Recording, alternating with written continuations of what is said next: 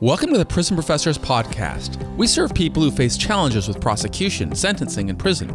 My co-founders are Sean Hopwood and Justin Paperny. My name is Michael Santos. We create digital content, and our team offers individual consulting services. We also assist agencies that want to improve outcomes.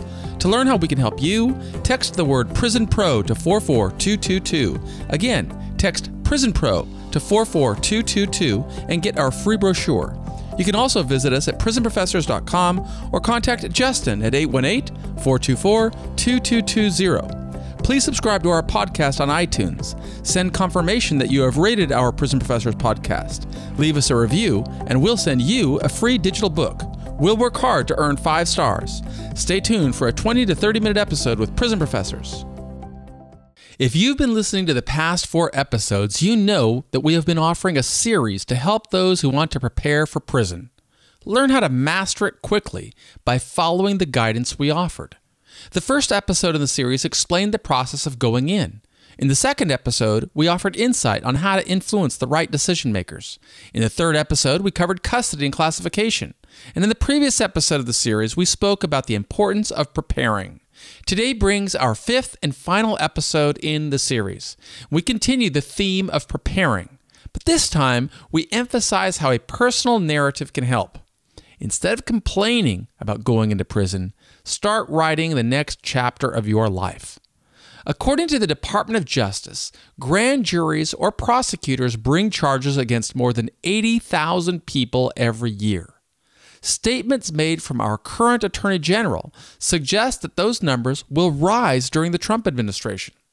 Documentation published on the Department of Justice's website leads us to this conclusion, and we encourage you to check it out for yourself.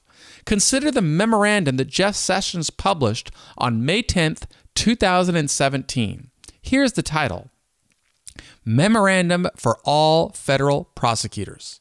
In the second paragraph of that memorandum, the Attorney General says, first, it is a core principle that prosecutors should charge and pursue the most serious, readily provable offense. The memorandum goes on to rescind previous policy decisions that gave more discretion to prosecutors. As a result, prosecutors will bring charges against more people. In light of the Sessions memorandum, we anticipate prosecutors will initiate more grand jury proceedings, and those proceedings will lead to more criminal indictments. Prosecutors will also initiate charges through a process known as Rule 7B, a criminal information. With a criminal information, a person may waive indictment and simply agree to plead guilty to the charges a prosecutor brings. Whether it's an indictment or a criminal information, at Prison Professors, we believe more people are going to prison. That's why our team publishes so much free information to help. Subscribe to our Prison Professors podcast so that you can learn while you drive, while you exercise, or wherever it suits you. Each of my partners at Prison Professors knows a great deal about being charged. We also know the facts. According to easily verifiable statistics, prison follows for the vast majority of people who face charges in federal court. Yet a federal prison term doesn't necessarily mean the end of the road. You got to start preparing. Staring down a lengthy prison term can bring a disheartening feeling. It's as if you're looking into an abyss. We've encountered many people who faced criminal charges. Many went to prison. Some of those people prospered in prison. Others fell into a deep hole. In segments that I published earlier, I've given some initial insights about how to master prison quickly, and I'll continue doing so through our podcast. But we can offer instructions for days. To break it down simply, we recommend adhering to the same principles to succeed or overcome any other challenge. And there are specific steps to follow. Number 1, visualize success. What's the best possible outcome? Create a plan. What steps will take you from where you are today to the success that you envision? Number 3, set priorities. As I've mentioned earlier, it is crucial that you set incremental goals. Know and understand that achieving one goal will put you on a pathway to achieving higher goals.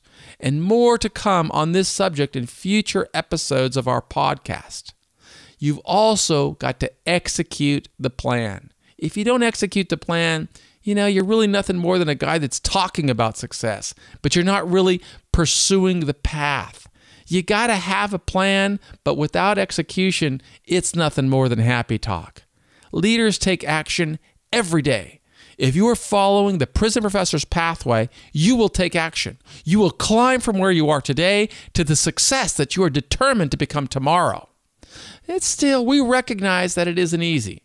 That's why I like to offer my story, because a lot of times people say, wow, if this dude could go through 26 years in prison and still come back strong with his dignity intact, I can do the same thing. But statistics show that the vast majority of people face many struggles upon release. Others face struggles just going through the prison system. Some return to society and thrive, but as examples I've shown a lot of times, people come back into society or without any opportunities for success, or they make decisions in prison that result in their serving a sentence that is far more difficult than it had to be. I like to use my partners as examples of people who made the right decision. Our team shows people how to succeed through prison and beyond. And our personal experiences convince us that if we prepare early, we enhance our prospects for success. And we don't mean success on a marginal level. We mean success on multiple levels. You see, success is a mindset. The sooner we can adopt that mindset of success, the sooner we can advance prospects for success. So what do you do when you're getting ready to surrender to prison? Well, when prosecutors choose to bring charges against a defendant, life changes. We never know when the time will come for us to surrender. For example, in Justin's case, prosecutors brought charges against him, yet the judge didn't order the U.S. Marshals to take Justin into custody. He remained free on bond while his judicial proceedings played out. And his judge allowed him to surrender to federal prison voluntarily several months after he was officially charged. I think it was longer than a year. Now, in my case, authorities took me into custody on the day of my arrest. I'll always remember that day. I've written and spoken about it frequently. It was August the 11th, 1987. I was 23. Now, I'd never been to prison before, yet the bad decisions I began making when I was 20, they caught up with me. I faced a sentence of multiple decades in prison, and I remained in custody until I concluded my sentence in a federal halfway house more than 26 years later, on August the 12th, 2013. Take another case, like that of Paul Manafort. A federal grand jury charged Mr. Manafort with several charges, including conspiracy against the United States and money laundering. After Manafort surrendered to face the charges, the court placed Manafort under house arrest. Now, that's a form of imprisonment. We heard about it from Scott Tucker, who told us about his journey on home confinement. After a month of house arrest, Mr. Manafort was able to pledge assets that would allow him to go free on bond until the charges were resolved. But I have no doubt, as Scott described in his story, time on house arrest is just like being in a prison. The only difference is it doesn't necessarily count against the sentence you're eventually going to receive. Now, we never know when authorities will require a defendant to surrender to prison. Yet we know that the sooner a person establishes a deliberate course of action, the sooner a person can stop the free fall that derails peace for so many people who are going into the prison system. In our previous episode, we encourage people to define success. We encourage them to remember the pathway to overcome challenges. For some people, challenges define the rest of their lives. For others, the way that they responded to challenges defines the rest of their lives. My question for you is, which type of guy do you want to be? Do you want to be the kind of guy that faces a challenge and then just crumbles up in a corner and whimpers? Or do you want to be a guy that stands up, picks himself up, and finds a way through? We ask defendants, make a decision, take a stand. Will you allow prison to define you, or are you going to make decisions that are going to show you have the power within to overcome. Now, the strategy that worked for us and that we encourage for so many others includes writing. You got to write a personal narrative. Write that narrative at the soonest possible time. If you don't know how to do it, find someone, find a mentor that can help you. And if possible, get that narrative into the pre-sentence investigation report. Let me explain why. See, when authorities allege that someone has committed a crime, that crime can have a tendency to totally consume the person. Newspapers or media outlets may report on the crime. A Google search is going to reveal the criminal charge. The statement from prosecutors or other authorities is going to take on a life of its own. And if an individual doesn't do something about it, that story is going to become an immutable part of the character of the individual. Now, a personal narrative, that begins to counter the allegations. And an effective, skillful individual can learn how to use that narrative to open new opportunities. I did it time and time again. It opened so many opportunities for me in prison that it allowed me to come back to society strong with my dignity intact. You got to start writing the next chapter of your life. All of us are more than the decisions we made at the worst moment of our lives. And the sooner we begin to write out our personal narrative, the sooner we can begin to write the next chapter. If we don't do that, it's going to be the worst moment of our lives that everybody we encounter in the future is going to use to define us. Now, I learned this lesson of writing new chapters at the very start of my journey, and it made all the difference. I was still locked in the Pierce County Jail back in 1987. Authorities arrested me for leading a group that trafficked in cocaine. And when I got caught, the only thing I wanted was to get out of jail. As a result, I listened to every word my lawyer had to offer. He told me that there was a big difference between an indictment and a conviction. But anyone who knows how to research can find data that will undermine such a statement. You get indicted by the federal government, there's better than a 90% chance there's going to be a conviction. When the federal government indicts someone, a conviction follows more than 9 out of every 10 cases. You can live like an ostrich with your head in the sand if you want to, but the consequences are going to be far more severe for people who don't stand up, take a stand, take action, put themselves on a pathway to success. My lawyer told me what I wanted to hear rather than what I needed to hear. On the Prison Professors podcast, we're going to give it to you like we experienced it. Take it for what it's worth. But I can tell you, after a jury convicted me, I realized that I made a horrific decision with my life. At 20 years old, I started selling cocaine. At 23, the DEA arrested me.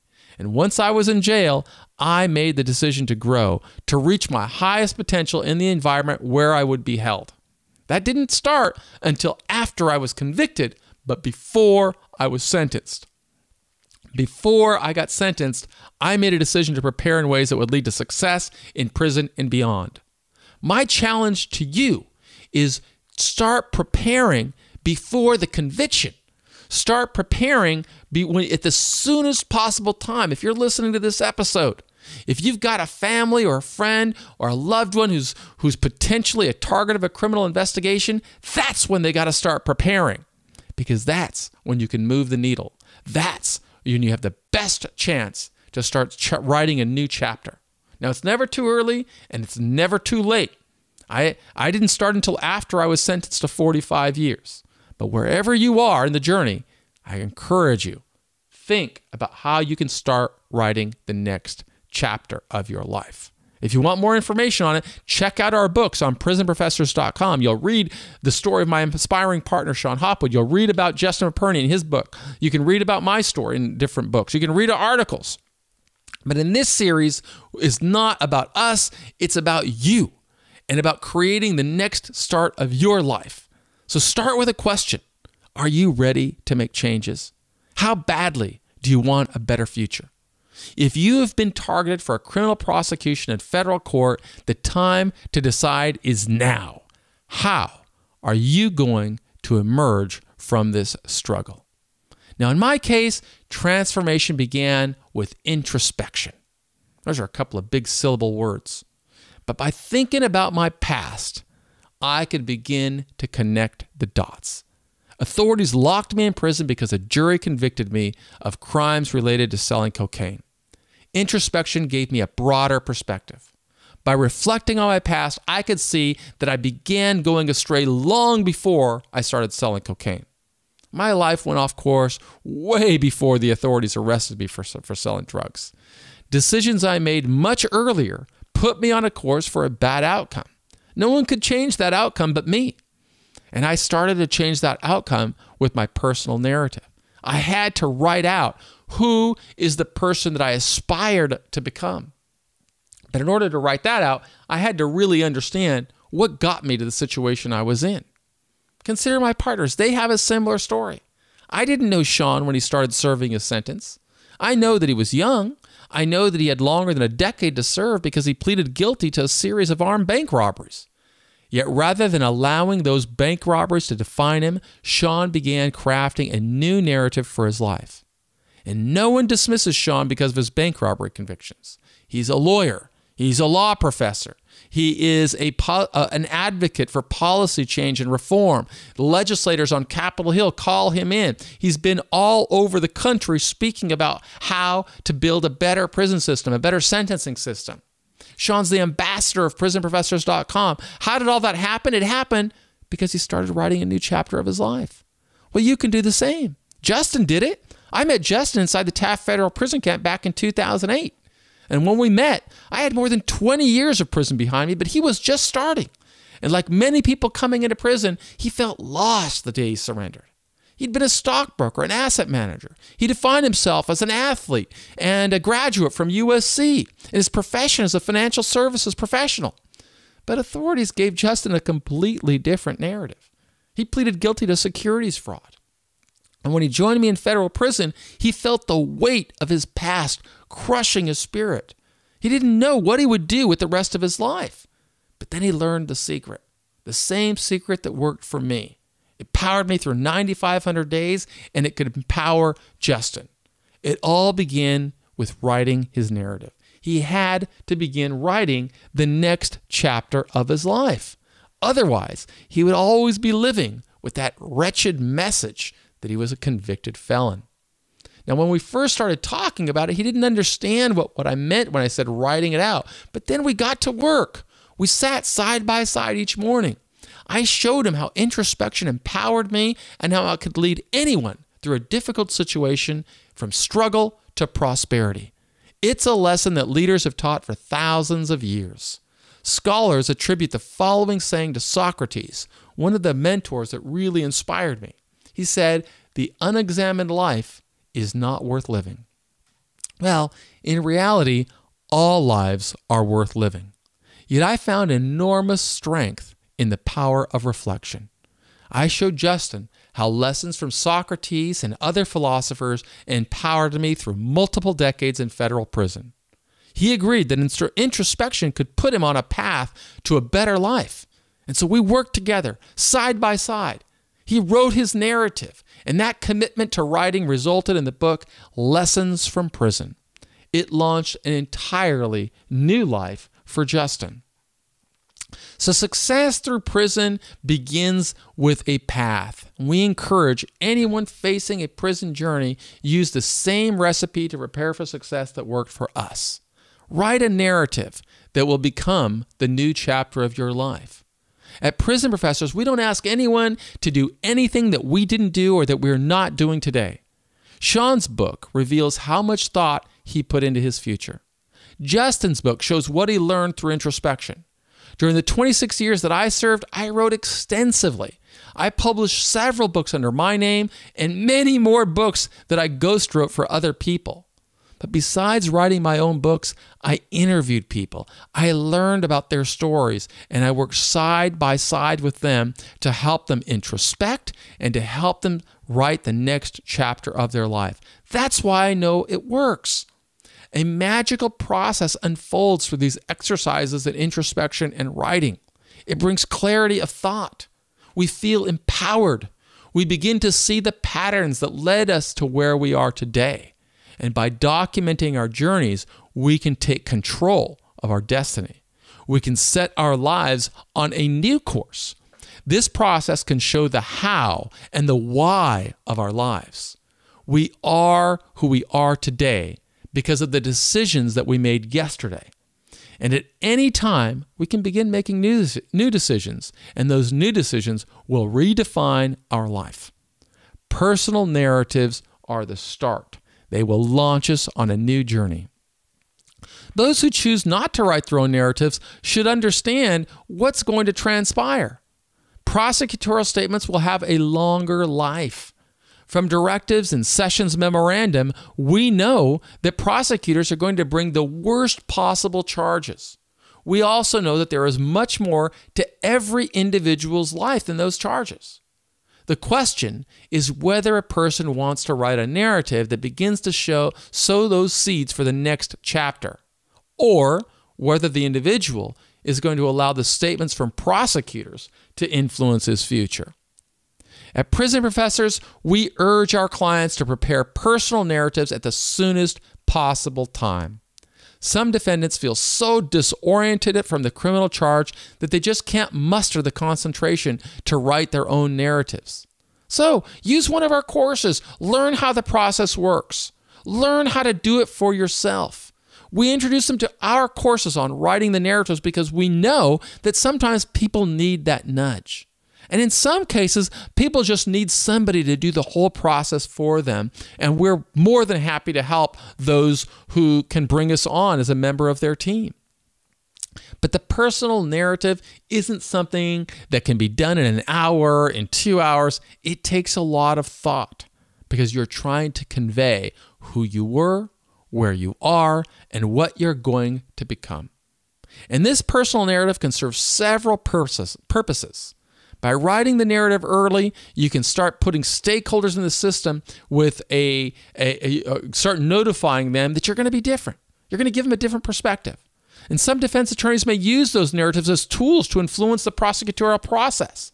They may use the narrative to show why you're worthy of lower charges, of a downward departure, or maybe an alternative sentence. You can use this personal narrative as a tool to influence the pre-sentence investigation. After a defendant pleads guilty or after a jury convicts someone, the next step is for the person to meet with a probation officer. And that probation officer is going to conduct that investigation. And that investigation will finish with a report known as the PSI or the PSR. Now, during that investigation, the probation officer is going to ask you whether you have anything to say about the offense. A good written narrative will show how much thought you've put into this before you got into the system. That narrative can have enormous influence on the journey ahead. Don't take my word for it. We always encourage our clients, listen to what federal judges have said. We've interviewed many federal judges, and some of those judges have agreed to appear on our YouTube channel. And I ask them questions about what can a defendant do to move the needle at sentencing. I can tell you what the judges say.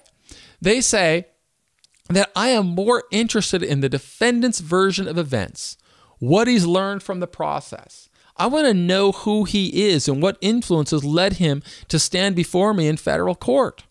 Because up until the defendant presents his version of events, I don't really have any credible sources to turn to.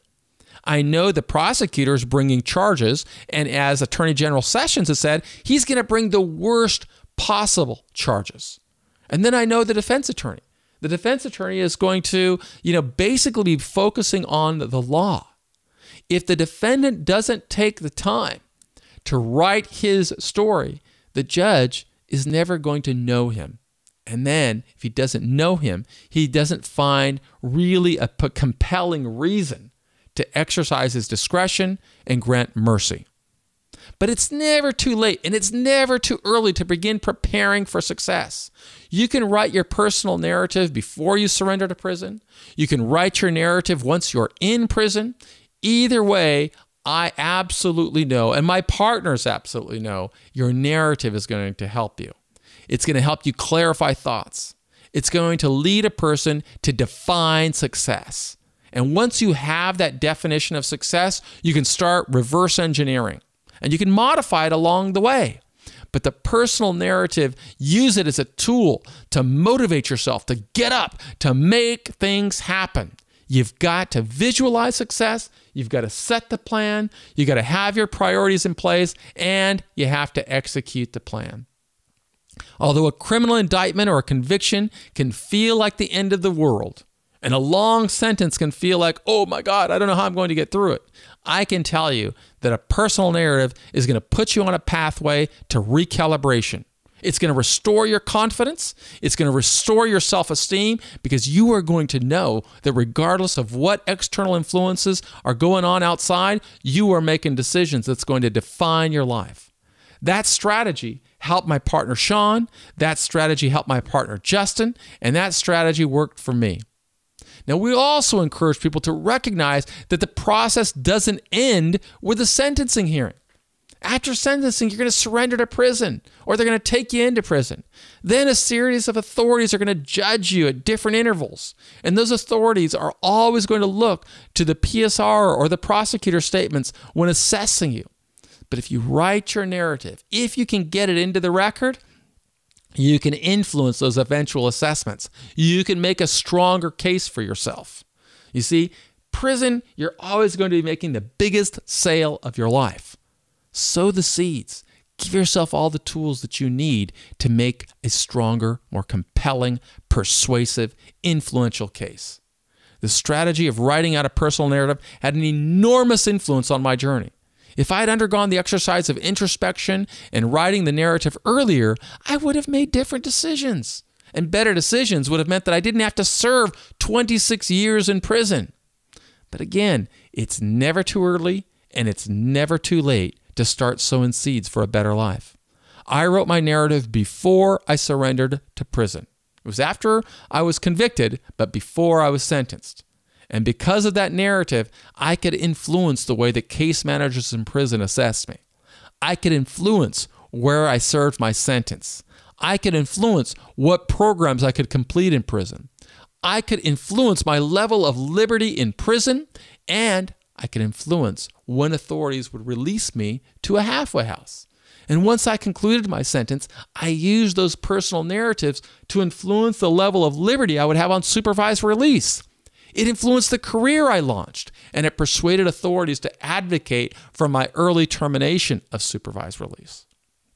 So in conclusion, I want you to expect prosecutors to paint the worst possible picture of you. As Jeff Sessions wrote in his memorandum, those prosecutors have a job, and they consider that job proving the most serious charge. Justice, in the eyes of many prosecutors, is going to equate with convictions and long sentences. For people who want a better outcome, write a new narrative. Start today.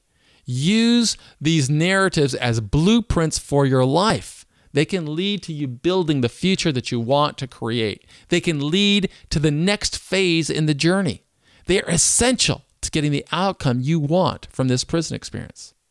So if you're a person who wants to redefine your life, then start with the narrative. Do it today. Do it soon. The sooner you start, the more time you can have to invest and to rewrite it and craft it well. Make it make it a pathway that's going to lead you to what you want to become. Don't write the narrative to sell. This isn't a document to sell to readers. Rather, the narrative is to sell you to all the people who are going to meet you in the future, including probation officers, judges, case managers in the Bureau of Prisons, halfway house people. You might want to apply for clemency someday. All of this, whether you get it or not, is going to depend on how well you're prepared. Now, in the episodes that follow, I'm going to describe a bit more about how our team refined this strategy. We use narratives to help us define success. We want you to write a narrative so that you can start defining success. This is the essential lesson of prison professors. It's that you have the power within to recalibrate your life, to restore your confidence, to give new meaning. And you can do it when you start writing the next chapter. So that concludes our series of 5 episodes on how to prepare prepare for prison. Stay tuned. I hope that you subscribe to the Prison Professors podcast and that you rate and review the show. I hope that you find some value in our YouTube channel, that you subscribe to that as well, that you follow us and like us on Facebook. If you want to learn how we can help you, text the word Prison Pro. That's PRISON PRO. Text Prison Pro to 44222. That's text Prison Pro to 44222, and we will show how we can help you. I am Michael Sanchez with PrisonProfessors.com and the Prison Professors podcast. Stick around. I've got some exciting interviews with some awesome dudes that are coming up on our program, and we just look forward to sharing what we've learned with you. Thank you.